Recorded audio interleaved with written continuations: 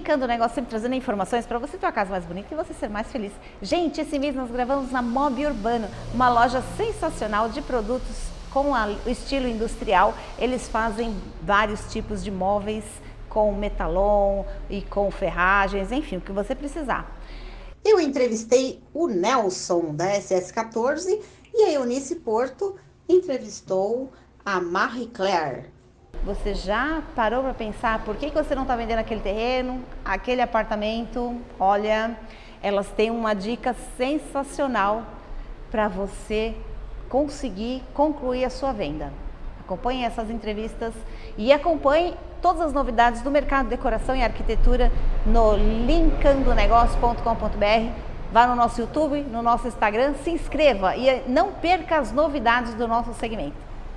Linkando Negócios, para você ter uma casa mais bonita e você ser mais feliz.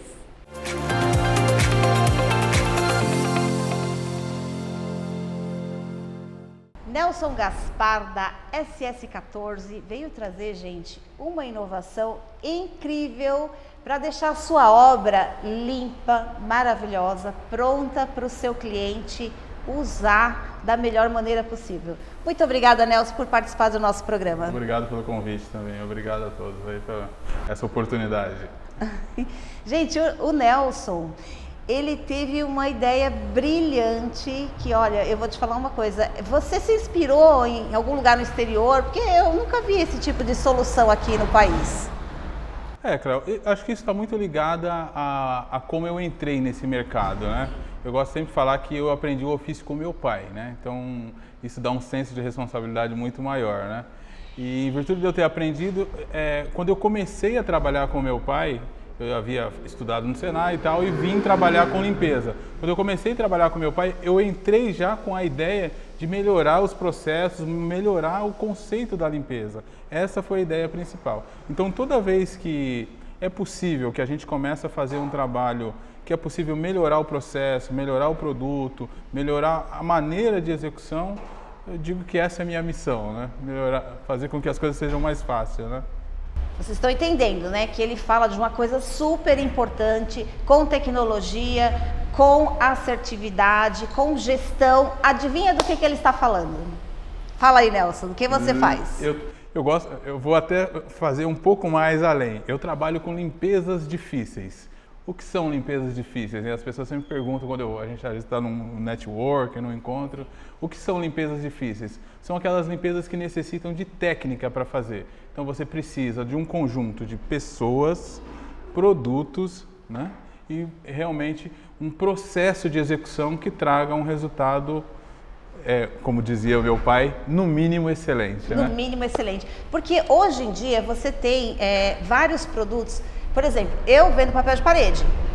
Se você olhar o papel de parede, você pode confundir às vezes com a madeira, né? Então, o seu profissional que vai fazer uma limpeza, se passar alguma coisa abrasível que não seja indicado, vai estragar todo o trabalho que a gente fez.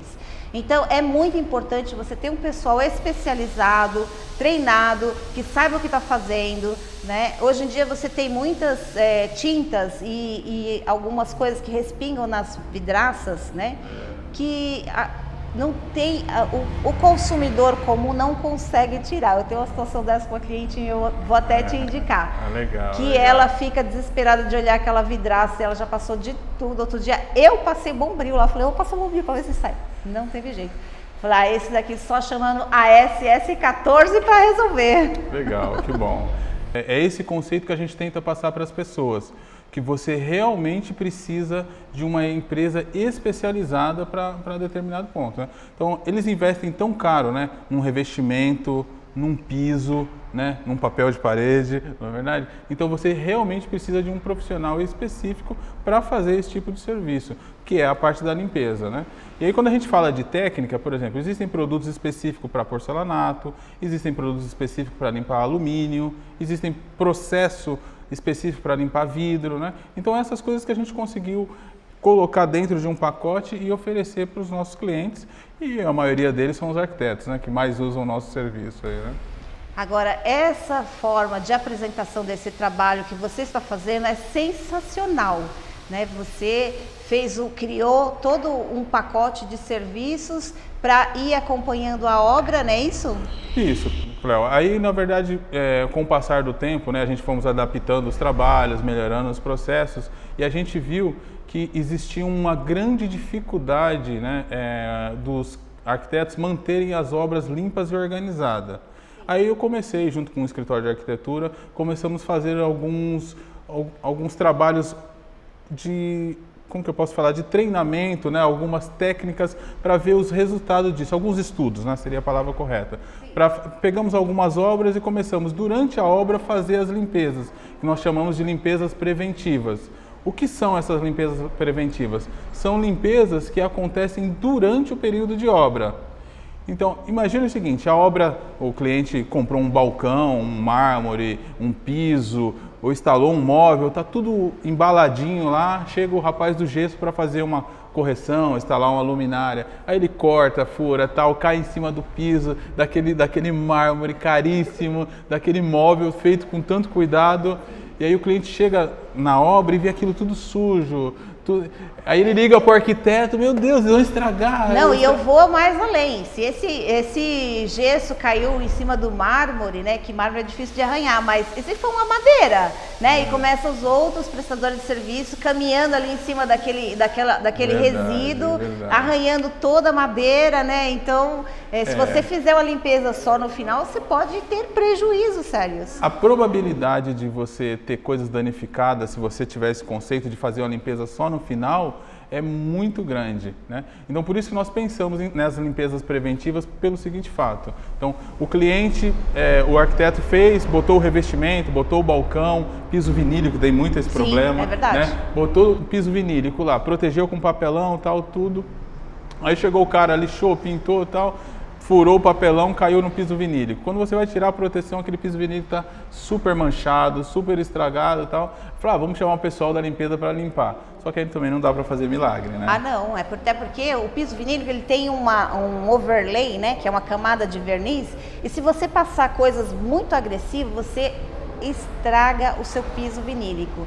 Então, tem que proteger, tem que fazer limpeza adequada, tem que saber fazer a limpeza, porque a sujeira de uma obra é muito pesada e muito agressiva. Não é que nem a limpeza do dia a dia de uma casa, né, Nelson?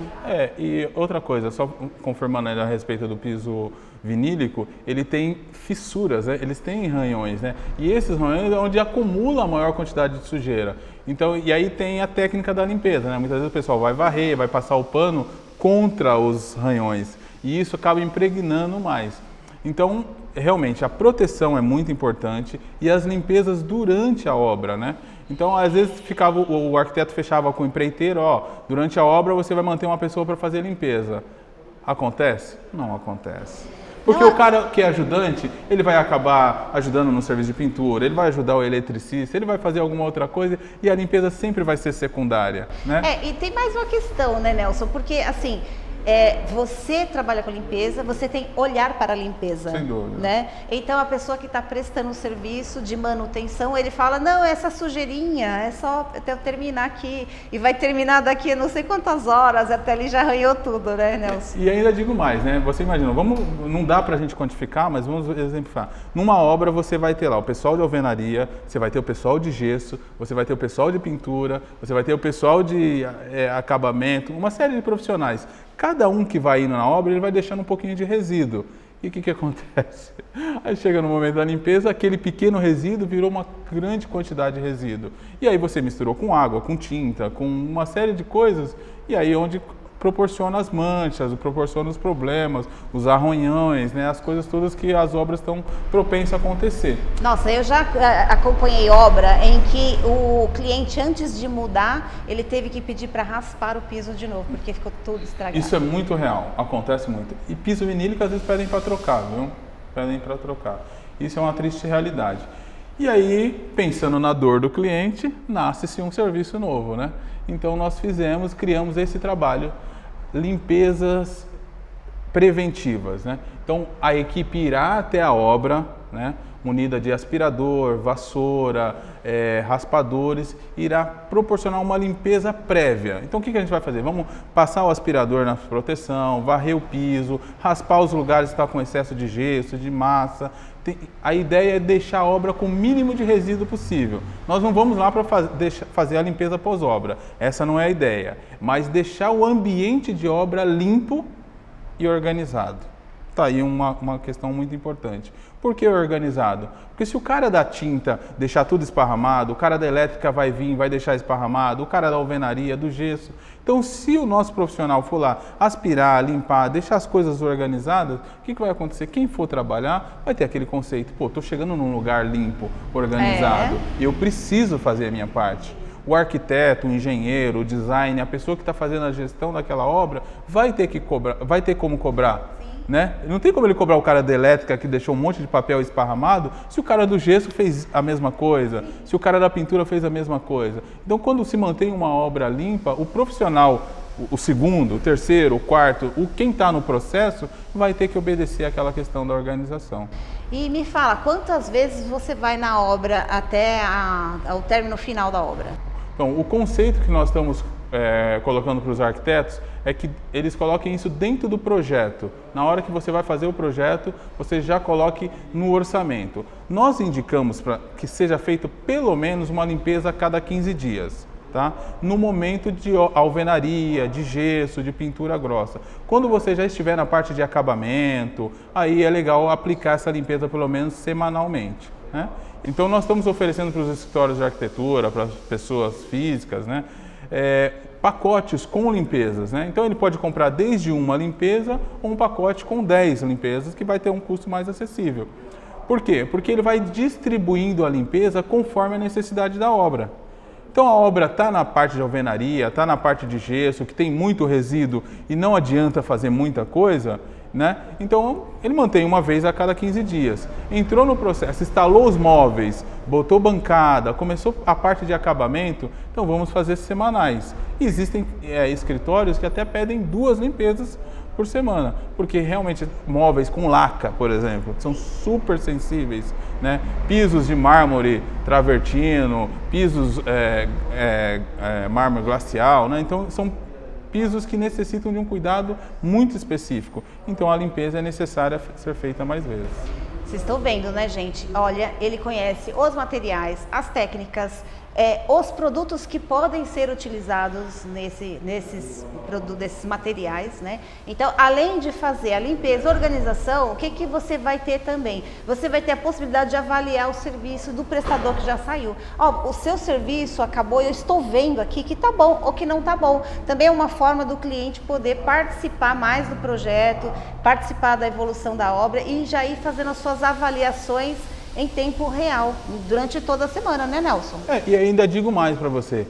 O que a gente percebeu é que o cliente, pessoa física, ele fica muito feliz quando ele vai na obra e a obra está limpa, né? Porque o arquiteto mantém todos os profissionais trabalhando e ele entende a dinâmica de obra, entende o que vai acontecer, mas o cara que está pagando por aquele trabalho, pelo balcão, pelo piso, pelo revestimento, ele entra na obra e vê aquele zoneada, aquela tudo. Ele falou, meu, vai estragar o que eu paguei, o que eu comprei, não sei o que e tal. Então, quando ele chega na obra, ele vê aquilo num estado de entendendo que aquilo é uma obra, mas está limpo e está organizado, respira-se melhor todos, né? É verdade. Então o Nelson vende tranquilidade na sua obra. Essa é a minha missão, hein? É isso aí, maravilhoso.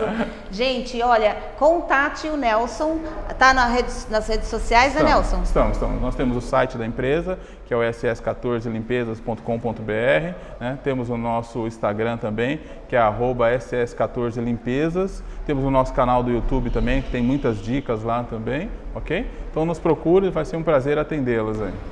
E você também atende obra comercial, né? Porque tem muito condomínio que é entregue e a gente fala, Jesus, Quem vai limpar isso aqui? Como eu falei, né? Nós trabalhamos com limpezas difíceis. Então, por exemplo, um condomínio, ele necessita de limpezas esporádicas, faxinas esporádicas, né? Por exemplo, quem mora num apartamento de cobertura necessita estar mais exposto ao tempo, então ele necessita de limpezas de cobertura, né? Tem um escritório corporativo, por exemplo, que usa piso vinílico, necessita de uma limpeza do piso vinílico, a lavagem de um carpete, né? Então, todas essas limpezas que demandam técnica, que não são feitas no dia a dia, essa é a nossa especialidade.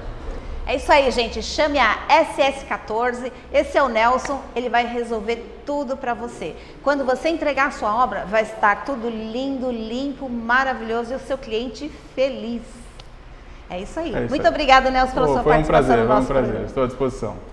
Linkando o negócio, sempre trazendo informações para você ter uma casa mais bonita e você ser mais feliz.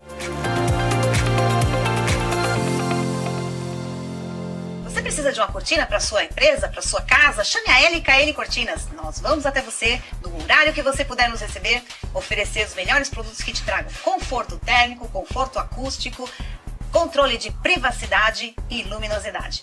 Você vai se surpreender com o que podemos fazer com você. Chame 98080-1448 que nós vamos levar todos os produtos até você para você escolher a melhor opção de cortina, persiana, papel de parede, toldos e tapetes. Chame 98080-1448. LKN Cortinas. Olá, é um prazer estar aqui com você novamente no Linkando Negócios a Práticas Integrativas e hoje nós temos essa convidada, Marie-Claire Bijou. Muito obrigada por ter aceito o nosso convite e eu, se fosse você, deixaria muitos comentários, faria todas as perguntas que você quiser, aproveite e tire todas as dúvidas, porque nós estamos aqui como especialista em imóveis. Marie-Claire, seja muito bem-vinda. Há quanto tempo você está no ramo imobiliário? Olá, Eunice, tudo bem? É um prazer estar aqui com você, uma alegria. E eu já estou nessa área imobiliária há 15 anos.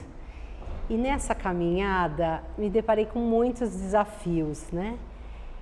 E um desses desafios foi fazer a minha carreira em transição, né? Sou formada pela sua mentoria na constelação familiar sistêmica, mas me especializei no meu ramo imobiliário. Me deparei com muitos imóveis que não vendiam, não alugavam, isso me intrigava. Então, aplicando a técnica que eu estudei por 2 anos, eu consegui alugar e vender muitos imóveis com esse olhar terapêutico, esse olhar muito profundo do que veio antes, para que a casa, a felicidade, o negócio da pessoa pudesse acontecer após a aquisição desse imóvel.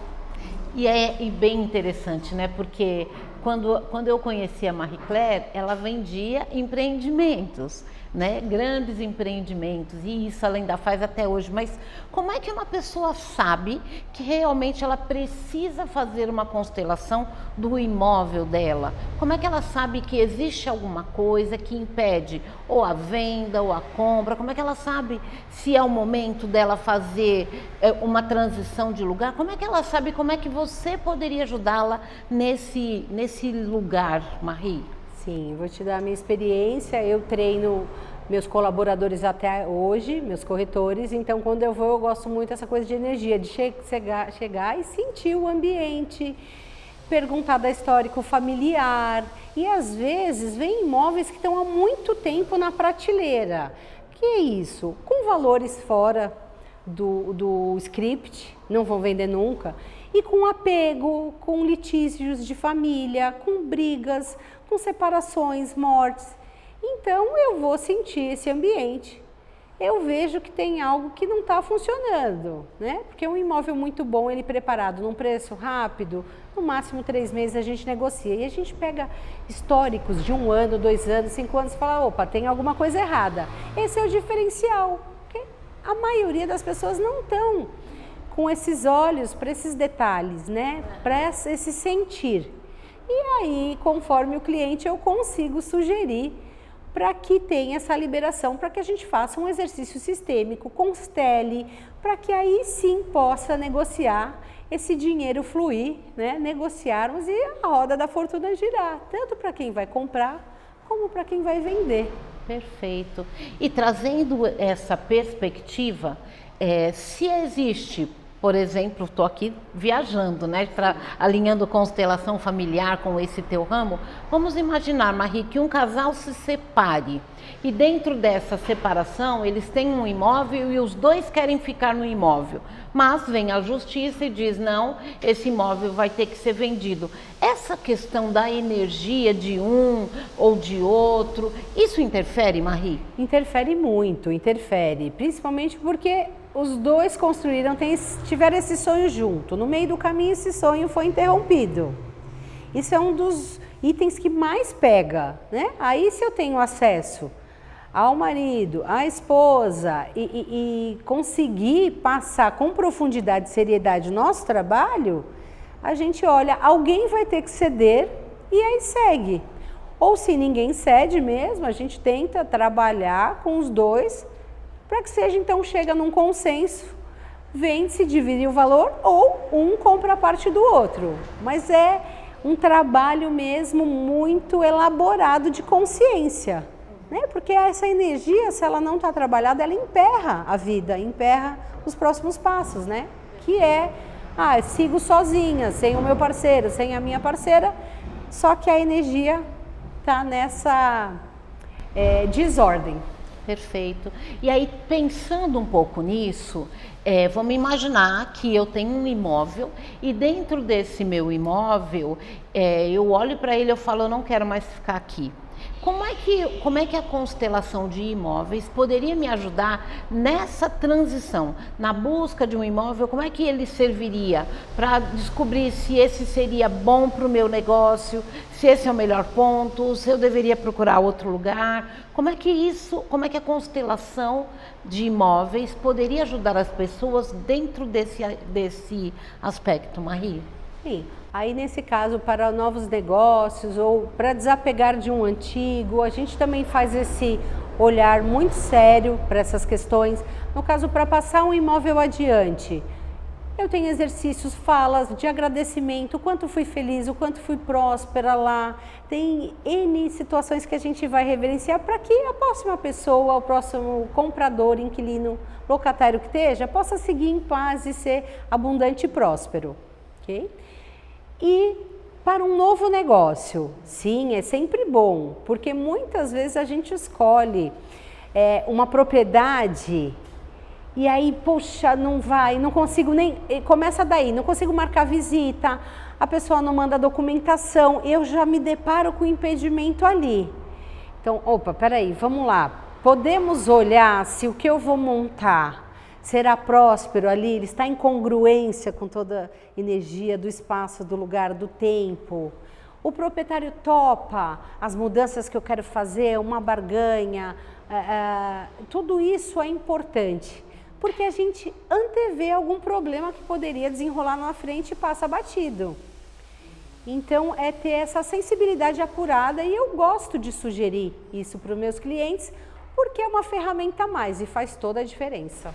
É bem interessante, porque isso a gente imagina que acontece somente com imóveis que já são mais antigos, imóveis que já estão aí há um tempo.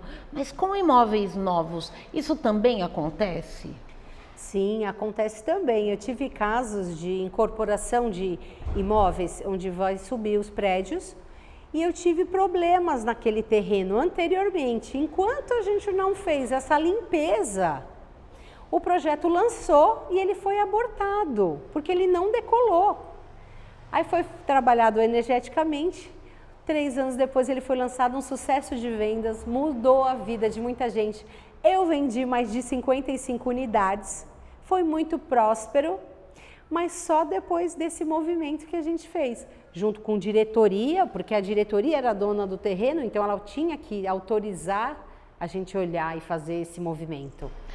Porque tem também isso, né? Quando a gente imagina que uma constelação é todo mundo que pode ver, se eu estou dentro de uma empresa e eu sei que a coisa está difícil, eu sou um corretor, eu vou receber um percentual daquilo, eu posso chegar lá na tua imobiliária e falar, Marie, como você é especialista nisso, eu quero que você constele aquele imóvel. Eu consigo fazer isso? Não, só se você for o proprietário do imóvel. Mesmo nós, me ponho como corretora também, sou proprietária da empresa, mas com um olhar de corretora, eu não posso quebrar essa hierarquia, eu não pertenço, então eu não posso olhar. Agora, posso sugerir para os proprietários para olhar. A gente pode, sim, fazer um exercício sistêmico para que eu tire os impedimentos para que eu possa vender, junto à família, junto aos herdeiros, e se tiver a liberação deles, eles quiserem, dá para fazer e o resultado é muito rápido. Perfeito. Uma das outras coisas que também são comuns é quando a família tem esse terreno e aí o pai morre, porque antigamente os terrenos era quase o quarteirão, né? E é muito comum quando um quer vender, os outros irmãos não querem vender e é quase como se aquele terreno tivesse uma maldição. É quase como se um diz, vocês não vão ser felizes aqui, nada mais cresce. Então, quando esses terrenos, quando esses espaços são vendidos, isso continua. E aí, nesse lugar, a constelação seria extremamente poderosa no sentido de pôr ordem. Peraí, ó, vocês nasceram aqui, viveram aqui, mas a partir de agora, autorizem, por favor, para que comece uma nova história. E trazendo isso como perspectiva, Marie, como é que funciona a questão de herdeiros? Isso impacta? Isso atrapalha o seu trabalho? Isso atrapalha a venda, a locação? Como é que funciona isso? Sim, quando Eunice, tem herdeiros? É um ponto bem interessante. Atrapalha sim. Eu vou dar um exemplo. Estava negociando 80 mil metros na Zona Sul, 11 herdeiros e 2 não queriam assinar. E trazendo essa consciência e presença, o que eu consegui? Eu desmembrei o terreno, dei a sugestão. Então, um herdeiro sozinho está negociando 69 mil metros quadrados e os outros vão ficar com o restor. E ele tem a parte maior porque ele cuida, ninguém quer cuidar, mas só querem o dinheiro da venda. Então, é um terreno muito sutil que a gente vai devagarzinho colocando essas informações para que a gente possa seguir, senão ele fica lá. E é dinheiro estagnado, é briga de família. Então, quando um quer olhar e tem uma grande parte, já é suficiente. Quando são os filhos não podem olhar, tem que ser os pais mesmo, porque eles precedem, né, na hierarquia. Então, tem que fazer esse ajustezinho, sim. Obrigada, Marie. Se você quiser encerrar suas considerações, passar seu Instagram para que as pessoas possam procurar você. Foi uma alegria, um prazer estar conversando com vocês no Linkando Negócios. Muito agradecida do convite e me segue nas redes. Eu estou no Instagram, @marieclaire.biju ou @marieclaireimóveis. Podemos nos ver outros dias. Com certeza. Fico no aguardo. Obrigada, Marie. Até breve. E para você que esteve conosco até agora, curta, comente, deixe seus comentários, compartilha, para que outras pessoas consigam entender por que ficam com imóveis encalhados, por que não vende, por que não aluga. Eu tenho certeza que o seu compartilhamento vai ajudar muita gente. Um beijo, até a semana que vem. Um beijo.